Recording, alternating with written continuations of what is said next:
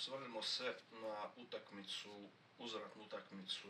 drugog pretkola Lige prvaka Rijeka, to je Ludogorec Rijeka, koja se igra u Razgradu u Bugarskoj u srijedu u 19:30. Utakmica koja, ukoliko prođemo, nam osigurava jesen u Europi. Sad će to biti, lako ćemo kasnije o tome, a u slučaju ako ispadnemo i dalje imamo jako dobre šanse, ajmo reći otvoren put za neku od faze, da li Europske lige, da li konferencijske, ali kao što rekao, to ćemo sve vidjeti poslije. Uglavnom, prvo bi se osvrnuo, evo tu iza, na presicu Đalovića danas. Uglavnom, dotakao se Đalović utakmice koju smo igrali dan poslije Ludogoreca, prijateljska utakmica protiv Grosuplja, ako se ne varam, koja je igrana, utorak je bila Liga prvaka, u srijedu 11 ujutro je bila utakmica za ove koji nisu igrali ili koji su ušli s klupe protiv tog Grosuplja. I uglavnom tu on se dotakao nekih da li nezadovoljstva pojedinaca ili dovoljnim nezalaganjem, pošto je bila, završila je utakmica s Ludogorecom oko 10:30, 11, to dok dođeš doma, dok legneš, zaspiš, to je već 2 ujutro, tako da sad da li je dobro ili nije igrat utakmicu 11 ujutro dan poslije, da se to nekom sviđa, ne sviđa, to je već, to je tema za trenere, za stručni stožer, za igrače i da li je to dobro ili nije, ne bih se htio baviti s time. Od pitanja ovako zanimljivih bilo je pitanje za da li su uvježbavali 11-terce, šta je pitanje, šta treba pitati u situaciji kad vidiš da igraš protivnikom koji ti je, ajmo reći, al pari 5 deka više manje, to, ali ti je vrlo moguće, to je izgledno da utakmica dogura do penala, tako da pitanja, ali opasku šta imao poslije taj novinar da li uopće ima smisla uvježbavati penale, jer igraš, penale na treningu i penali na utakmici pod atmosferom, da li to uopće ima smisla, mislim, to je glupo pitanje, totalno, to je glupa opaska, jer koja je svrha onda trenirati, mislim, šta bi trebalo trenirati pred 5000 navijača svaki trening i pucat na gol pred 5000 navijača i to, mislim, naravno da ćeš pucat penale i uglavnom, tomu nije ta opaska trebala, ali dobro, ajde. I uglavnom on je tu rekao da su, da uvježbavaju, da uvijek imaju tu trojicu koja je namijenjena da inače puca penale, tako da uvježbavalo se to. I još neko pitanje, možda šta bi izdvojio, je pitanje što se tiče da li treba uvoditi u prvoj utakmici, da li treba uvoditi napadača, gdje on rekao da, ali mislim pitanje je bilo postavljeno od novinara, navijači kažu da se trebalo riskirati mislim, novinar si, ajde nemoj to kamuflirati na navijače, mislim to većina je tako mislila i pitaj ga lijepo u glavu da li je pogriješio, da li je zadovoljan s onim što je napravio. Uglavnom on je odgovorio da bi stavio boljeg napadača, ajmo reći, da ga ima, da je Fruk zabio 15 golova, 15 asistencija prošle godine, s čim se slažem, samo što isto mislim da igrača koji je zabio 15 golova, 15 asistencija, ne trebaš ti vaditi i staviti napadača, nego to možeš uz napadača imati njega iza tog napadača, tako da nije Fruk, kako bi rekao, ako uđe napadač za Fruk mora ići van, možete imati oba dva na terenu, ali sad, očito to smo pričali, glupo mi se ponavljati, Đalović je bio sretan s 0:0, Ludogorec je bio sretan sa 0:0. Zamjena Butića u 90. ne znam, 92. minuti je dovoljan pokazatelj kako je on, to jest koliko je zadovoljan rezultatom, jer takvu zamjenu radiš samo ako želiš da vrijeme prođe što prije, tako da dobro, uglavnom, prošlo svršeno vrijeme, treba pričati o utakmici koja nas čeka u srijedu, znači prvih 11, ovako neka prognoza, mislim da će biti, a i to je Đalović najavio na presici, da misli, kako to ću rekao, da je da će možda biti nekih zamjena, što on inače baš ne govori, tako da mislim da je to sigurno da će biti. Ja sam isto mislio za razliku od prve utakmice da bi mogao dva igrača promijeniti, znači obrana nam ostaje ista, Oreć desno, lijevo Devetak, Majstorović i Radeljić stoperi. U vezi, znači u sredini Dantas i Petrović. Sad ja mislim da ovu utakmicu će krenuti sa 3 osmice, to jest sa još jednim, ajmo reći osmicom da igramo bez desetke. Mislim da bi Lasickas mogao desno krenut. Vidjelo se kad je ušao u prvoj utakmici da ima kemiju. Da dobro surađuje sa Orećom, tako da bi se oni mogli tu mijenjati na beku, na krilu, malo jedan, malo drugi, pa vidjeti šta bolje ide, a jedan i drugi mogu defanzivno, tako da tu desnu stranu se može za dva igrača zatvoriti bez problema. Znači, što se tiče lijevog krila, tu sam siguran da će igrati Janković, da neće Menalo ni Rukavina krenuti u prvih 11, a mislim Janković je uz Fruka jedini sigurni u prvih 11 što se tiče napada. Samo bi se prošle sezone, to jest ajmo reći proljeća, dotaknuo gdje on odigrao 17 od 18 utakmica. Znači jednu utakmicu je propustio u našu Bičevcu radi kartona, drugo je sve odigrao 1530 minuta, maksimalno što može odigrati, on je odigrao oko 1500, znači u kakvim god taktičkim zamislima, da li na krilu, da li na deseci, pa čak ja mislim da je znao i tu lažnu devetku odigrat. Tako da Janković je siguran. Sad, da li će se šta promijeniti dolaskom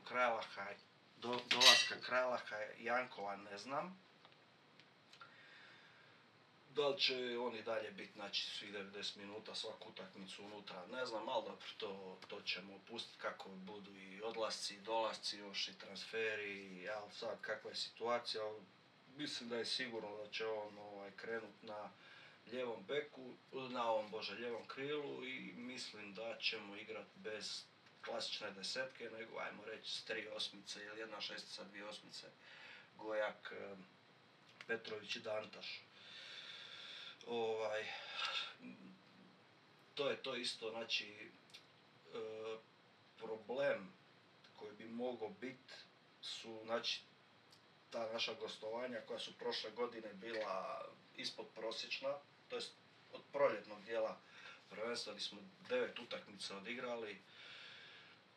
3 smo pobjedili, 1 neriješenu i 5 poraza smo imali, znači pobjedili smo Osijek, Lokomotivu i Šibenik. I to su bile sve utakmice na mišiće, eventualno Osijek smo ajmo reći, lakše bili riješili i to je u biti jedina pobjeda u gostima koja je bila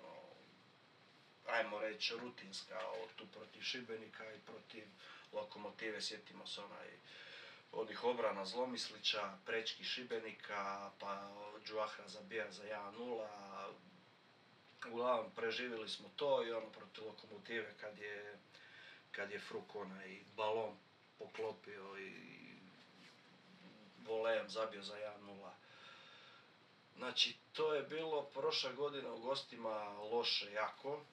to mislim, 3 pobjede, 1 neriješena, ta neriješena je bila protiv Gorica, znači mi smo 10 bodova osvojili u gostima i to sve bodove gdje smo osvojili su bili protiv ekipa koje su bile na dnu, znači zadnje 4 ekipe, Šibenik, Gorica, Lokomotiva i Osijek.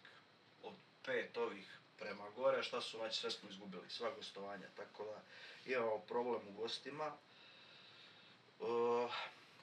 I nadam se da je vrijeme da odigramo jednu dobru utakmicu u gostima. Imali smo, to je dobro gostovanje, ajmo reći najbolje gostovanje prošle godine, to je protiv Hajduka na Poljudu, kad smo ih u kupu, to je bilo u kupu 3-1, zato nisam sad spomenuo u prvenstvu, jer je to, znači to je bila kup utakmica, pa i ovo je kup utakmica, tako da eto, nadam se da možemo ponoviti igru, jer to je bilo baš, to je najbolja utakmica Đalovića koju je taktički postavio i koju je, znači, ubio totalno bilo, to smo 3-1, ja mislim, završilo, to je bilo ono baš smo ih namazali, ajmo reći. I nadam se, eto, da možemo tako odigrati sutra, pošto atmosfera u Bugarskoj, to jest u Ludogorecu,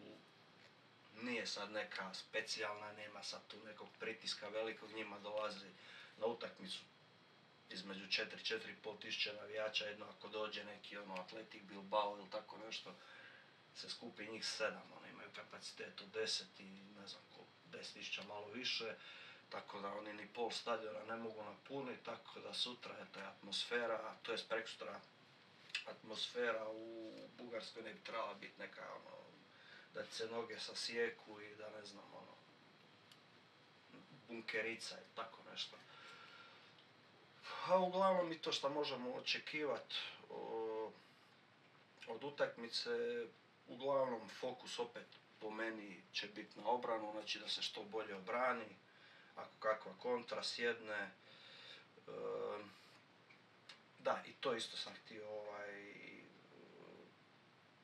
za naše, u slučaju, znači ako primimo gol, mi prošle sezone, znači 36 kola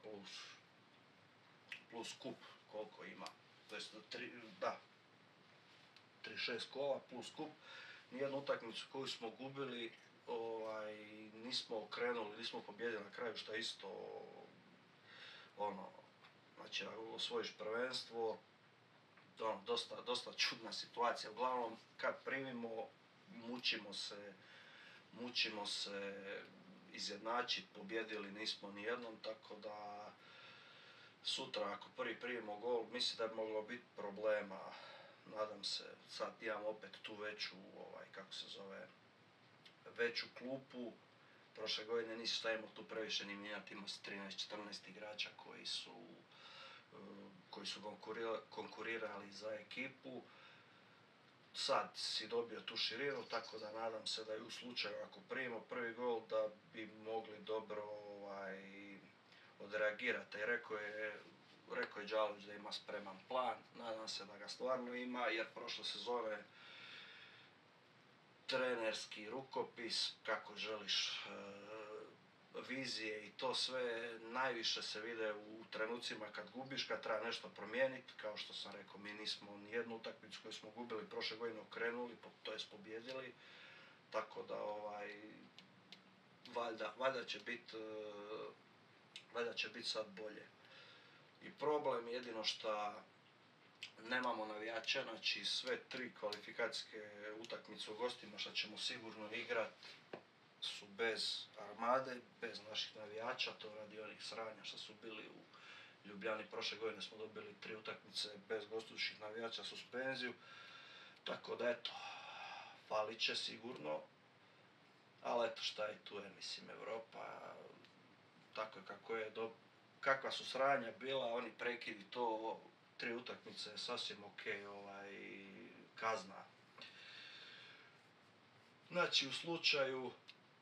ispadanja, kako bi rekao trener Hajduka, neće niko umret, samo što za razliku od Hajduka koja ako ispadne iz Europe, Europa njima umire za ovu sezonu, nama ne, nama se otvara opet dobar ždrijeb. Znači, tu nam dolazi Shelbourne koji je ekipa koja po po transfer marketu, mada ne volim gledati te brojeve i sad na račun toga ne znam što zaključivati, ali njihova vrijednost je 3 milijuna, naša je 37, to je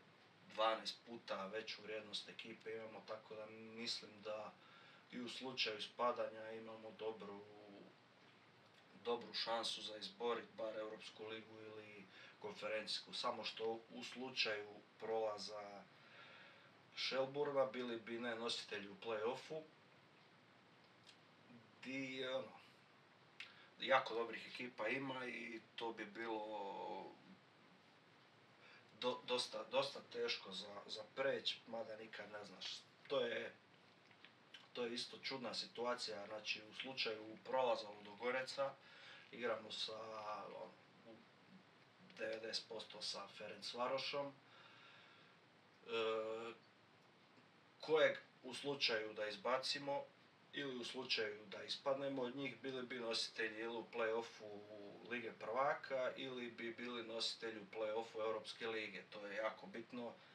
jer ti u play-offu Europske lige dolaze, ne znam, prvak, šta ja znam, Islanda koji ispoji tih uglavnom ekipe protiv kojih bi bili svi favoriti jer bi prenašali taj, znači gleda se koeficijent bolje ekipe, znači Ferencvaroš ima koeficijent gdje je nositelj u play-offu Lige prvaka ili u slučaju ispadanja nositelj u play-offu Europske lige, tako da dogurat do te utakmice s Ferencvarošom to je bilo jako, jako bitno, ali opet ako se ispadne imamo taj Shelbourne, pa poslije taj play-off Europske lige, da se ispadne ide u konferencijsku, to je isto okej. Mada evo, da ja moram birati, ja bi prvo izabrao Europsku ligu, mislim Liga prvaka, to je svima želja, san, ali sad da ne bude tamo šamaranje magarca. Ipak, što se tiče omjera protivnika, omjera zarade i svega, pa i atraktivnih protivnika, mislim da je Europska liga natjecanje koje bi nam najbolje leglo. Znači to isto, i to treba isto, niko se još nije iz kluba očitovao, malo sam bio čačko po internetu, tražio da li uopće, pa sad da li je za Ligu prvaka, za Europsku ligu u slučaju da izborimo play-off, jer se play-off već gleda kao i grupna faza, znači moraš imati sve licence, da Rujevica ima uvjete za igranje, za konferencijsku sam siguran da imamo, za europsku isto ja mislim da je sigurno da imamo, ali za Ligu prvaka ne znam, jer pred 7-8 godina kad smo igrali protiv Olimpijakosa play-off Lige prvaka, znači imali smo licencu za taj play-off i za grupnu fazu u slučaju prolaska, mogli smo igrati Ligu prvaka na Rojevici, svako se šta promijenilo u ovih 7-8 godina, ne znam, jer mislim, sigurno se dižu kriteriji, UEFA isto te kategorije stadiona stalno mijenja, naravno da se ulaže, da se troši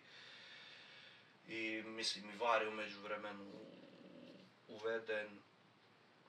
da li imamo mi za te standarde VAR-a koji su u Ligi prvaka, da li imamo uvjete za kamere, za broj kamera, da li su te press lože,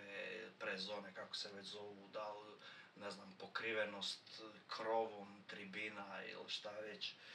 Treba sve, mislim što se tiče kapaciteta, znam da je 8000 minimalno za Ligu prvaka, tu smo mi na 8200, 8300, tako da kapacitet ne bi predstavio problem, a sad ove druge tehnikalije i to, ne znam, ali dobro, to će se vjerovatno Mišković ili neko iz kluba očitovati, ako prođemo Ludogorec, Ferencvaroš, ako budemo igrali, onda će se to pitanje trebati potegnuti. I uglavnom to je to što se tiče utakmice, što se tiče naše infrastrukture koja će, ja se nadam, da ne moramo u slučaju ulaska u Ligu prvaka igrati na, ne znam, polju. Mislim, ako Maksimir ima zadovoljavajući kriterij za Ligu prvaka, gdje im se jedna tribina doslovno urušava, gdje mi je isto 90% stadiona nepokriveno krovom, Mislim da Rujevica ne bi trebala imati problema s tim, ali eto, to ćemo sačekati i ovisimo tu o puno faktora, da li će se to dalje šta pokrenut tema. Bilo je još priča i poslije Ludogoreca, poslije prve utakmice o prodaji Fruka, kako možda neće ni uzvrat odigrat, pa onda po prodaji kluba, ne bi to htio komentirati ta naklapanja, evo dojan primjer je ovo ovaj cirkus sa Rebićem, što se dešava već 3 tjedna,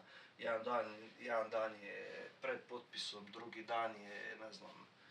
u Splitu, treći dan je u Bugarskoj, četvrti dan je, ne znam, na Marsu, pa onda potpiše, pa ne će potpisat, pa sad opet govore da će potpisat, tako da to stvarno te portale, novine i to treba, pogotovo sad kad je ovaj prelazni rok to izbjegavati. Ali dobro, nas ko navijače Rijeke to se ne dotiče baš, kod nas se dosta toga desi, ono, evo ti Krajlah, znači objavljeno je bilo, u Novom listu je bilo objavljeno 2 sata prije službenog predstavljanja dolazi Krajlah, on za 2 sata predstavljen, ono, top hype, svi se digli, nema ono, doće, neće doći, potpiše, ne potpiše, ali dobro, stvarno se bavi tim medijskim pizdarijama, to nema smisla. I ništa drugo nije ostalo nego poželit sretan put i nadat se da se u srijedu, da nećemo morati otvarat taj prvi padobran već na prvom skoku, nego da ćemo to nekako riješiti, sad da li na mišiće, da li na šta god, ali proći njih bi bilo jako dobro. I uglavnom, pa ništa, to je to, nemam šta više, ja mislim da sam se dotakao otprilike svega. Možda evo da dam prognozu, ja imam neki osjećaj da bi to moglo biti onako 0-0, 1-1 na produžetke, na penale, pa ko spretniji i to je to uglavnom. Tako da eto, ništa, forza, filme, boh i se i po prolaz, sad ćemo.